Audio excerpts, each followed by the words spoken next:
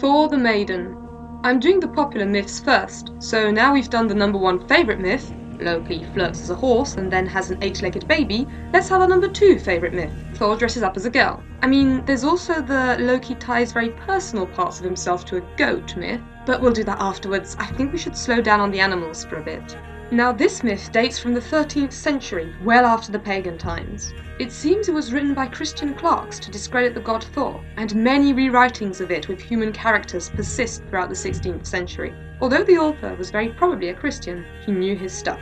Certain sentences come straight out of authentic ancient texts, like the Lokasena or the Voluspa. So let's get straight to business. One day, Thor woke up to find Mjolnir missing. Mjolnir, as I'm sure you know, is Thor's magical hammer. Mjolnir means lightning, and it gives both life, as in the spark of life, and death, as in a thunderbolt in your face. Thor has got magical life powers despite being a war god. For example, he can resurrect his goats. I don't know why goats seem to feature heavily in this episode, but anyway, let's move on. Like all of the Aesir when they've got a problem, Thor went straight to Loki and shouted, "This is all your fault!" Blaming and threatening Loki seems the only way to get things done in Asgard, and most of the time, it is his fault. This time, however, it isn't. Still, Loki offered to try and find Mjolnir, because finding stuff is always a good excuse to go and borrow her falcon off Freya. Freya has got a magical cloak that allows her to turn into a falcon. Now, not only powers can be borrowed and traded in Asgard, but they can also be forgotten at the bottom of a drawer. Freya never changes it to a bird, although Loki does it every opportunity he gets, so much so that he's the one with the reputation as a shapeshifter. It's not even his power,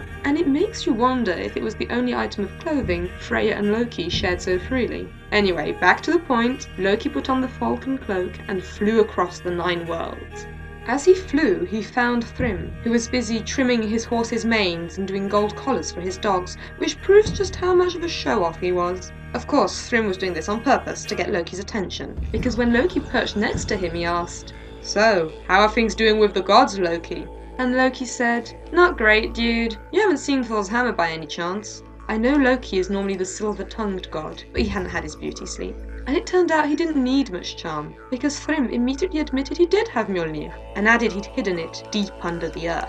"But I'll give it back to you," said Thrym, "if you give me Freya." "Why must it always be Freya?" asked Loki, who had bad memories of the last time a bargain with that girl was involved. But Loki didn't have much of a choice, so he flew back to Asgard and broke the news to Freya and Thor. "Okie dokie," said Thor, who didn't care about Freya half as much as he did about his hammer. "Off you go, marry Thrym, be a good girl."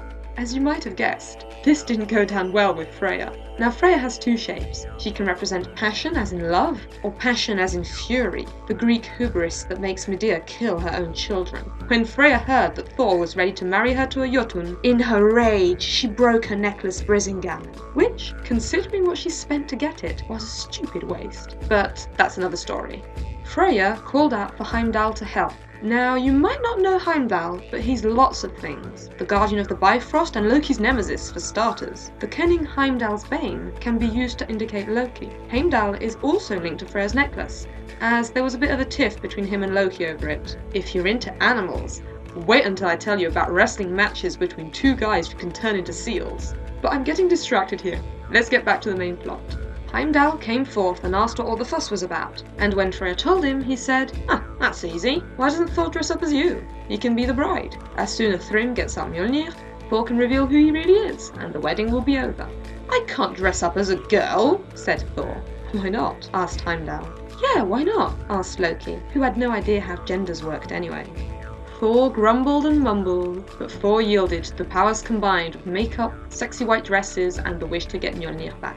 Just so you know, the Icelandic Grey Goose laws, the Gragas Codex, mentioned that it was okay for a woman to divorce her husband if he had worn female clothing. These laws were probably in use between the 11th and the 13th century. So Thor dressing up as a woman wasn't just a bit of fun, it was actually illegal. Or at least, it was bad enough for his wife to divorce and shame him if she found out.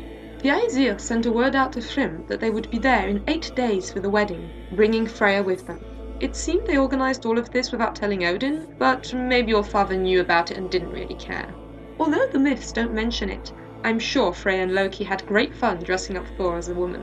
Loki decided it was so much fun actually, that he wanted to dress up as Thor's handmaiden. So Loki and Thor went back to Thrym's house, Loki as a very convincing young lady, and Thor as a rather less convincing Freya. Brisingamen had been repaired in the meantime, so that Thor was wearing it.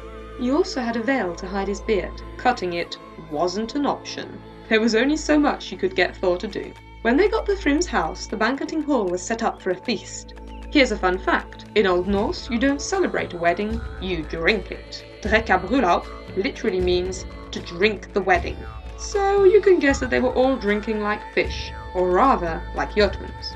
Thrym invited Freya to sit beside him and celebrate. Thor sat down alright, and he started eating. He managed to get through an ox, 8 salmons, and absolutely every single treat on the ladies' table. Thrym watched all of this, amazed, and asked, "Have you ever seen a woman who can eat that much?" Which just goes to show he hadn't seen me with a box of chocolates. Loki, still disguised as the cute handmaiden, answered, "Oh, but Freya was so impatient to marry you, she could barely eat for 8 days. Then Thor, who obviously wasn't making much efforts here, drank 8 gallons of mead in one go. Thrym just stared. He was probably thinking about the upkeep of such a wife, and how much she would cost him. "Oh, but she was so excited, she didn't drink for 8 days either," chirruped Loki, thus saving the day a second time. Not that Thor noticed. Thrym, rather buoyed by all of Loki's comments, decided he might go kiss the bride before the ceremony. He walked up to Thor, but through the veil. 2 eyes burning like fire glared at him. Thor could glare at someone in such a way as to wipe any ideas of kissing out of their minds.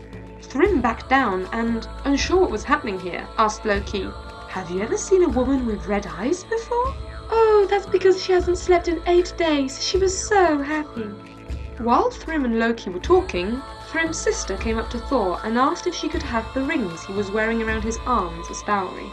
Thor said yes, fine, because you know what? He couldn't care less. He'd given away his honor, he could give away his rings, but just wait until he got his hands on Mjolnir.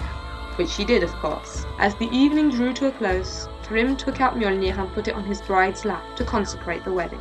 It would seem this practice was traditional, and weddings were usually blessed with a hammer symbolizing Mjolnir, maybe as a sign of fertility. Carvings found at Stora Höglem and Hiftlike, 2 places which probably aren't pronounced like that, by the way. Anyway, carvings there confirm this, as they represent couples and a figure with a hammer behind them. What the couples are doing on these carvings and what a man's weapon is a metaphor for, I won't tell you. You can find out for yourself. As soon as the hammer was within Thor's reach, he caught it and sprung to his feet. He tore off Freya's veil and massacred every single Jotun there. Thrym, his sister, the lot. The only Jotun who escaped unscathed was Loki, and they travelled back together to Asgard. They gave Brisingamen back to Freya, and everyone was careful not to mention the incident when Thor was around. Ever. Hi guys, I hope you enjoyed this episode. I've decided to do a myth-busting series where I compare Marvel and the myths. I'll probably do 3 vids on that. So an episode will come out next week where I'll talk you through the end of the world, Ragnarok. As always, I'm happy to answer any questions and feel free to request which myth you would like me to do next, if there's a character or situation you're particularly interested in. Cheers!